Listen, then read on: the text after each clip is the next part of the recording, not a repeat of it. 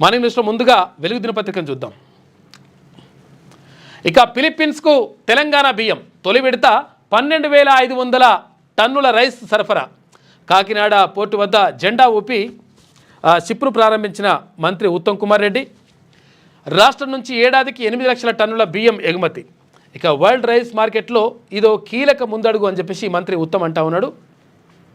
అయితే అసలు యాక్చువల్గా విషయం ఏమైంది, సన్న బియ్యానికి సన్న వడ్లు పండిస్తే 500 రూపాయల బోనస్ ఇస్తామని చెప్పేసి రాష్ట్ర ప్రభుత్వం గతంలో ప్రకటించింది. కాంగ్రెస్ పార్టీ ప్రకటించినట్టుగానే 500 రూపాయల బోనస్ ఇస్తూ ఉంది. ఈ నేపథ్యంలో ఇక్కడ రైతులందరూ కూడా సన్న వడ్లు పండిస్తే బాగుంటుందని చెప్పేసి సన్న వడ్లే ఎక్కువ వేసిండ్రు. అయితే ఇక్కడ దిగుబడి భారీగా వస్తూ ఉంది. అంటే వడ్లు అనేటువంటి చాలా వచ్చినాయి, దాంతో బియ్యం కూడా చాలా ఎక్కువగా ఉంది. అంటే మనకు కావలసిన కంటే ఎక్కువగా ఉంది. దీన్ని ఏం చేయాలని చెప్పేసి రాష్ట్ర ప్రభుత్వం ఆలోచిస్తే గతంలోనే ఫిలిప్పీన్స్కు చెందినటువంటి కొంతమంది అక్కడ దేశం వాళ్ళు ఇక్కడికి వచ్చిన తర్వాత మన తెలంగాణ రాష్ట్ర ప్రభుత్వంతో MOU కుదుర్చుకున్నారు.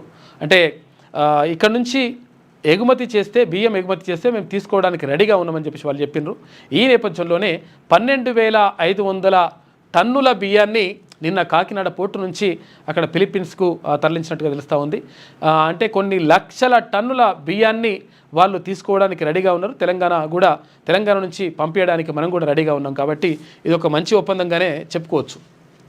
సోమవారం కాకినాడ పోర్టు నుంచి ఫిలిప్పీన్స్కు బయలుదేరుతున్న షిప్ను జెండా ఊపి ప్రారంభిస్తున్న మంత్రి ఉత్తమ్ కుమార్ రెడ్డి అని చెప్పేసి ఒక వార్తగా మనం చూసుకోవచ్చు. బీసీలకు 42% కోటా కోసం చెలో ఢిల్లీ. కేంద్ర ప్రభుత్వంపై రాష్ట్ర సర్కార్ బీసీ సంఘాల పోరుబాట. జంతర్ మంతర్ వేదికగా రేపు పోరు గర్జన మహాధర్నా.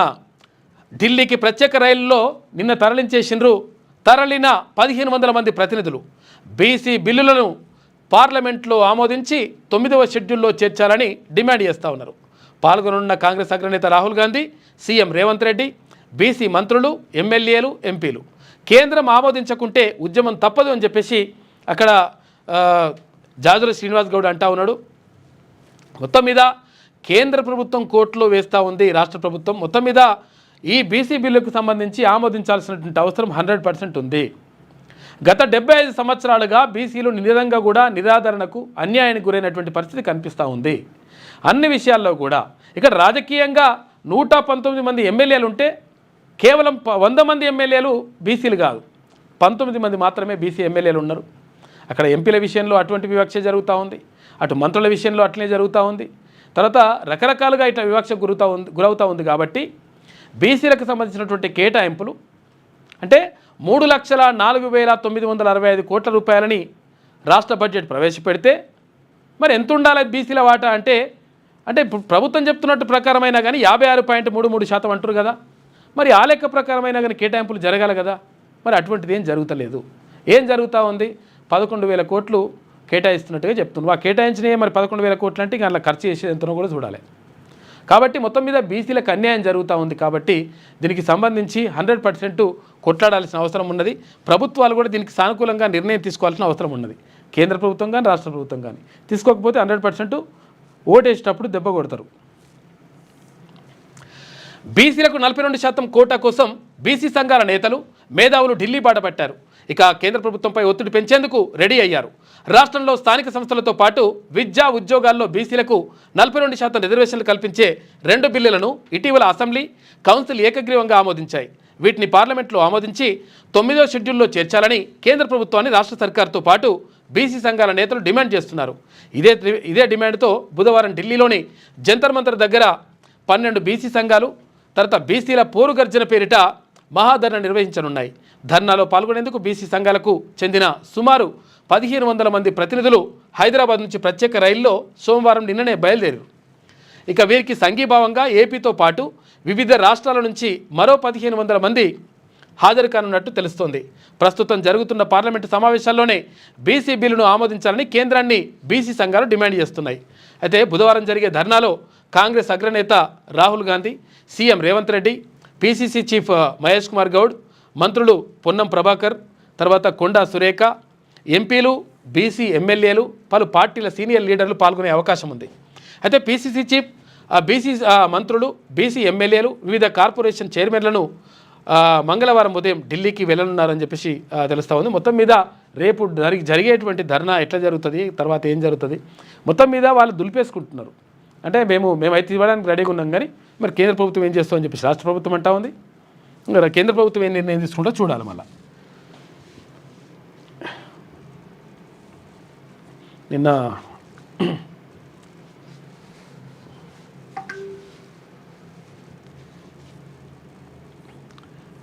అక్కడికి బయలుదేరారు. ఏది మన ఢిల్లీకి పోవడానికి ప్రత్యేకంగా ట్రైన్ తీసుకొని బయలుదేరినరు. ఏమై పైన ఉందా కింద?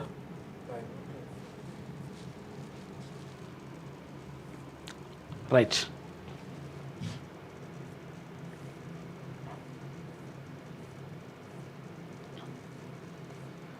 ఎస్సీకి సంబంధించినటువంటి అంశం ఇది. చలో ఢిల్లీకి సంబంధించి నిన్న జెండా ఊపి ప్రారంభించండి. నిన్న జాదుల శ్రీనివాస్ గౌడ్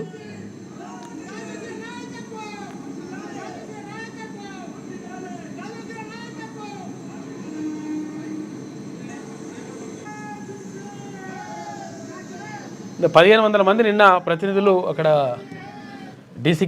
ఢిల్లీకి బయలుదేరి వెళ్ళారు. చూడాలి మరి ఏం జరుగుతుందో. ఆ 400 ఎకరాల భూమి ప్రభుత్వానిదే, ఒక్క అంగుళం కూడా హెచ్సిది కాదు. గచ్చిబౌలి భూములపై టీజీఐఐసి కీలక ప్రకటన చేసింది. అదే అటవీ భూమి కాదు, చెరువు, నెమళ్ళు, దున్నలు లేవు అని చెప్పేసి అంటున్నారు, కానీ ఉన్నాయంట. మరి ఇక ఆ భూమంతా రాష్ట్ర సర్కారుదేనని సుప్రీంకోర్టు చెప్పింది. కొందరు పొలిటికల్ లీడర్లు స్టూడెంట్లను తప్పుదో పట్టిస్తున్నారు. ఆ ప్రాంతంలో సుస్థిర అభివృద్ధికి సమగ్ర పర్యావరణ యాజమాన్య ప్రణాళికకు కట్టుబడి ఉన్నామని వెల్లడిస్తూ ఉంది ప్రభుత్వం చెప్తున్నది మంచిగా ఉన్నది, కానీ పెద్ద పెద్ద కంపెనీలకు ఇస్తేందుకు భూమి ఉంటుంది. ఇటువంటి భూమిని పెద్ద పెద్ద కంపెనీలకు ఇస్తారు. ఇల్లు లేదురా నాయన, నాకు జాగా లేదు, మరి జాగుంటేనే ఇల్లు, అదేది ఇందిరామ ఇల్లు అంటారు. మరి జాగా లేని వాళ్ళకు జాగా ఇవ్వచ్చు కదా ఇటువంటి స్థలంలో. అట్లా ఇయ్యరు. మళ్ళా అట్లుండదు లెక్క. పెద్ద పెద్ద కంపెనీలకు వేల కోట్ల రూపాయలకు వాళ్ళకు గట్టబెట్టేసి ఫ్రీగా ఇచ్చేసి పడేస్తారు వాళ్ళకు. ఎవరంటే ఉద్యోగాలు కల్పించిన ఓనికో ఏందో కూడా తెలియదు లెక్క. ఎందుకనంటే మొత్తం ఇప్పుడు ఐటీ రంగంలో ఉన్నటువంటి ఉద్యోగుల్లో 80% మంది, 100కి 80% మంది ఇతర రాష్ట్రాల నుంచి వచ్చిన వాళ్ళకే అక్కడ ఉద్యోగాలు చేస్తున్నారు మన దగ్గర. మళ్ళా చెప్తా ఉంటారు. ఇంకా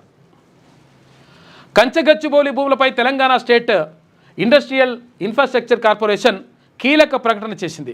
రంగారెడ్డి జిల్లా షేర్లింగంపల్లి మండలం గచ్చిబౌలిలో టీజీఐఐసికి కేటాయించిన 400 ఎకరాల భూమి ప్రభుత్వానిదేనని పేర్కొన్నది.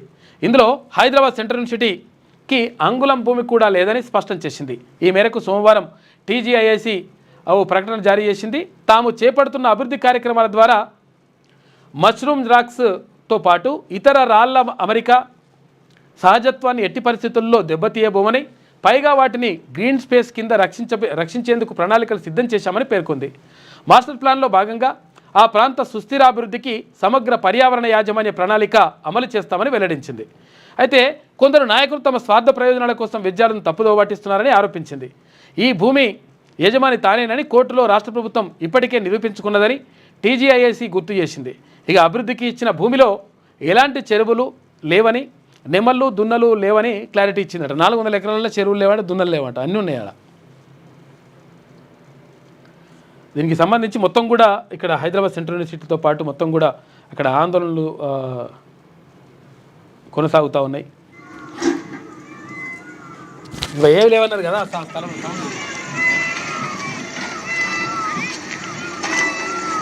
నెమళ్ళు ఇట్లా అరుస్తుంది.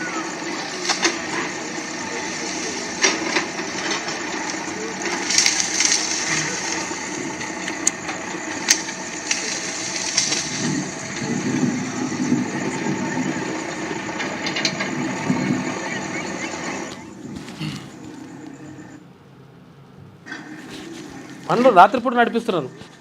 మరి ఏందో కథ ఇది.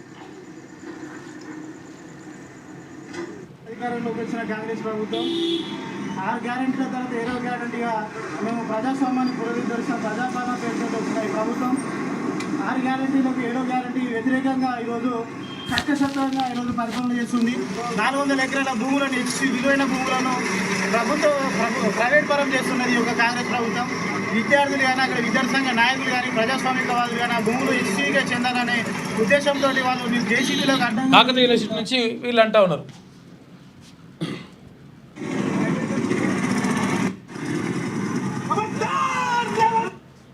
ఇది భూములు ఇగో ఇవన్నీ మొత్తం నడుస్తూ ఉన్నాయి ఇక అన్నీ బండ్లు ఎక్కడికక్కడ సాఫ్ చేసి పడేస్తున్నారు. చెరువులే లేవంటారు, చెరువే ఉన్నది ఇక్కడ. అన్నీ ఉన్నాయి, ఇగో కుంటలు ఉన్నాయి, చెరువులు ఉన్నాయి, అన్నీ ఉన్నాయి లెక్క. మొత్తం ఇవన్నీ కూడా చెట్లే ఉండేవి, అన్నీ కూడా సాఫ్ చేసేసారు మొత్తం. ఆగమాగమవుతుంది కథ. చూడు ఇవన్నీ నడుస్తున్నాయి బండ్లు మొత్తం పెట్టేసి ఇక జేసీబీలు బుల్లోదర్లు పెట్టేసి కథం చేసేస్తారు మొత్తం టోటల్గా. ఇప్పుడు ఎవడి కోసమో ఎవడికో కంపెనీలు ఇవ్వడానికి ఇదేంతేంది కథ ఏంది? దేనికైనా ప్రజోపయోగం కోసం ఉపయోగించాలి కదా వాటిని. ఏమనంటే ఇప్పుడు ఇదే ప్రయోగం అంటారు. ఏమనంటే ఉద్యోగాలు కల్పిస్తాం, ఎవరిని కల్పిస్తున్నారు ఉద్యోగాలు? ఐటీ రంగంలో తెలంగాణలో ఉన్న ఐటీ రంగం ఇప్పుడు హైదరాబాద్కి సంబంధించి 80% మంది ఇతర రాష్ట్రాల నుంచి వచ్చి ఇక్కడ పనిచేస్తూ ఉన్నారు. ఇంకెవరికి కల్పించినట్టు? లేటెస్ట్ న్యూస్ తెలుగు మరియు ఇంగ్లీష్ అప్డేట్స్ కోసం ఇప్పుడే క్యూన్యూస్ అఫీషియల్ యాప్ని ప్లే స్టోర్ నుండి డౌన్లోడ్ చేసుకోండి. సరికొత్త సమాచారాల కోసం క్యూన్యూస్ వెబ్సైట్ని ఫాలో అవ్వండి. ఛానల్లో ప్రాంతీయ, జాతీయ, అంతర్జాతీయ వార్తలు వీక్షించండి. లైక్ చేయండి.